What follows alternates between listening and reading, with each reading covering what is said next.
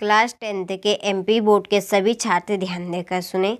आज के इस वीडियो के अंतर्गत देखिए, आज मैं आप सभी को अर्धवार्षिक परीक्षा के लिए विषय हिंदी का एक पेपर यहाँ पर बताने जा रही हूँ।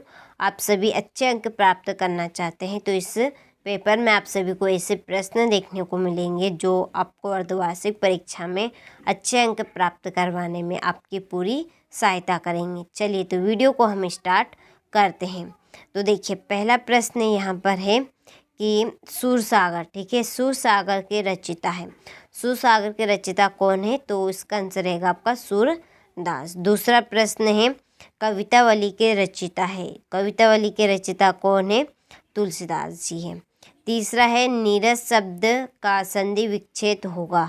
तो इसका आंसर आपका रहेगा नीर, ठीक है, ये विसर्ग वाला, नी धन रस, ठीक है। स्क्रीनशॉट आप ले लीजिए यहाँ से। इसके बाद में हमारा अगला प्रश्न है, ठीक है। अगला प्रश्न यहाँ पे दिया गया है कि दोहा छंद के प्रत्येक चरण में मात्रा डेडेस होती है। तो कितनी मात्राएं होती है? तो इसका आंसर आपका 24 आएगा। और पांचवा है, वात्सल्य रस के सम्राट है। वात्सल्य रस के सम्राट कौन है? तो इसका आंसर सूरदास। और उसके बाद में 10वें रस का नाम है, 10वें रस का नाम है वात्सल्य रस, ठीक है। स्क्रीनशॉट आप अच्छे से ले लीजिए यहाँ से। इसके बाद में है, रिक्त स्थानों की पूर्ति कीजिए, ठीक है। पहला क्या है हमारा यहाँ पर, देखिए थोड़ा सा यहाँ पे अब देखिए, पहला है संधि के डेडेस प्रकार है। तो संधि के 3 प्रकार होते हैं, कौन कौन से? स्वर संधि, व्यंजन संधि और एक होती है आपकी विसर्ग संधि। इसके बाद में दूसरा कि 2 या 2 से अधिक मेलों को डेडेस कहते हैं। क्या कहते हैं? समास कहते हैं, ठीक है। इसका आंसर क्या है? समास। और 2 या 2 से अधिक वर्णों के मेल को यदि पूछा जाए तो उसको संधि कहते हैं, ठीक है। तो इसका राइट आंसर कौन सा है? समास है। तीसरा है, तीसरा आपका है कि एकांकी नाटक डेडेस में अंक होते हैं। तो कितने अंक होते हैं? 1। चौथा है, प्रतिमा बनाने वाले का नाम डेडेस था हालदार, ठीक है। इसका आंसर क्या रहेगा आपका? ये नहीं है, इसका आंसर रहेगा आपका मोती लाल। चौथा है, चौपाई छंद के प्रत्येक चरण में डेडेस मात्राएं होती है।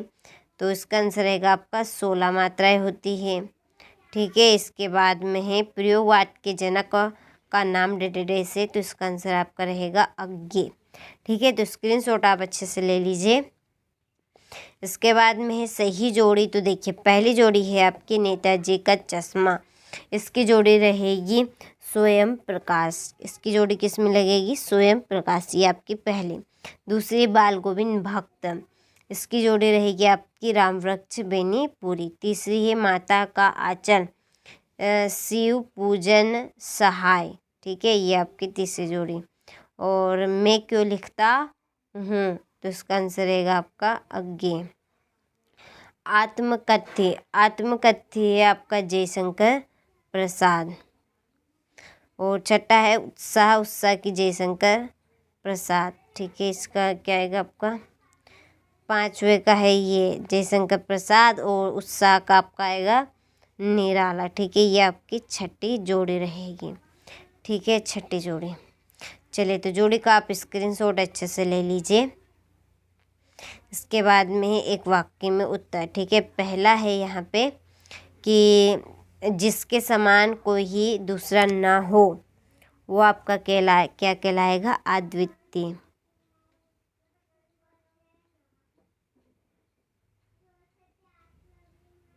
अद्वितीय। दूसरा है, किसी एक खंड काव्य का नाम लिखिए। तो इसका आंसर रहेगा आपका पंचवटी।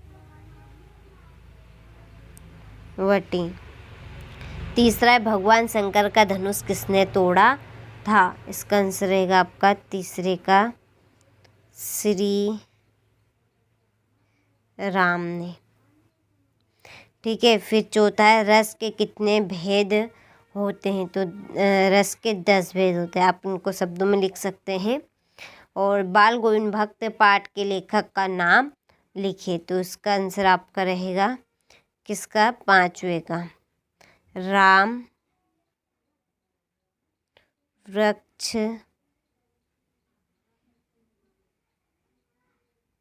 बेनीपुरी, ठीक है, राम वृक्ष बेनीपुरी। फिर है अटल, शब्द का पर्यायवाची शब्द है, इसका आंसर रहेगा अचल।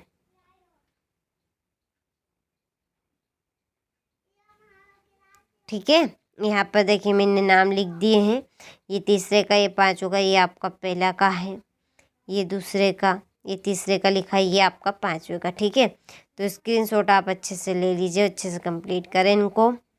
इसके बाद में है सत्य असत्य। तो देखिए पहला है हरि गीतिका छंद में 30 मात्राएं होती है, ये असत्य। दूसरा है रामचरितमानस का प्रमुख छंद चौपाई है, सत्य बात है। तीसरा निराला छंद मुक्तक काव्य के प्रबंध माने जाते हैं, तो इसका आंसर आपका सत्य रहेगा। विद्यालय के प्रमुख शिक्षक को प्राचार्य कहा जाता है, तो ये भी आपका सत्य है। ठीक है, और महाकाव्य में संपूर्ण जीवन का चित्रण होता है, ये भी सत्य है। और छठा है शब्द के पूर्व लगने वाले शब्दांश को प्रत्यय कहते हैं, तो ये असत्य है। Option number 6। तो देखिए क्वेश्चन नंबर 6 है आपका यहाँ पर कि कृष्ण को हारिल की लड़की लकड़ी कहने से गोपिया का क्या आशय है? लकड़ी, ठीक है, कृष्ण को हारिल की लकड़ी कहने से गोपियों का क्या आशय है, या गोपियों कृष्ण से अपना मन वापस क्यों लेना चाहती है? ठीक है, आप सभी इन प्रश्नों के आंसर लेना चाहते हैं तो देखिए आप सभी पीडीएफ के लिए जल्दी से रजिस्टर करवाएं। आपको चैनल 8 पे जो नंबर दी है उनसे आपको कांटेक्ट कर लेना है। चलिए इसके बाद में है क्वेश्चन नंबर 7। पर परशुराम ने क्रोध करने पर लक्ष्मण ने धनुष के टूट जाने के लिए कौन से तर्क दिए? और इसके बाद में है बाल गोविंद भक्त के चरित्र से आपको क्या शिक्षा मिलती है? 9वां प्रश्न, भक्त की पुत्र वधू उन्हें अकेले क्यों नहीं छोड़ना चाहती थी? 10वां है आपका वास्तविक अर्थों में संस्कृत व्यक्ति किसे कहा जाता है? और 11वां प्रश्न है नई कविता किसे कहते हैं? नई कविता के 2 कवियों के नाम लिखिए। चलिए तो बाकी के प्रश्नों का स्क्रीनशॉट आप लेते चलिए अच्छे से। अलंकार किसे कहते हैं? अलंकार के भेद। कैप्टन कौन था? उसे कौन सी बात आहत करती थी? ठीक है, संधि और समास में अंतर, अर्थ के आधार पर वाक्य के भेद लेकर स्वयं क्या जानना चाहता है। ठीक है, यहाँ से आप ले लीजिए स्क्रीनशॉट आप इन प्रश्नों का, और इन प्रश्नों को जितनी जल्दी हो सके उतनी जल्दी देखिए कंप्लीट कर लेना है। ठीक है, चलिए तो ये टोटल आपके प्रश्न हो चुके हैं, तो आप सभी अच्छे से इन प्रश्नों को कंप्लीट करें।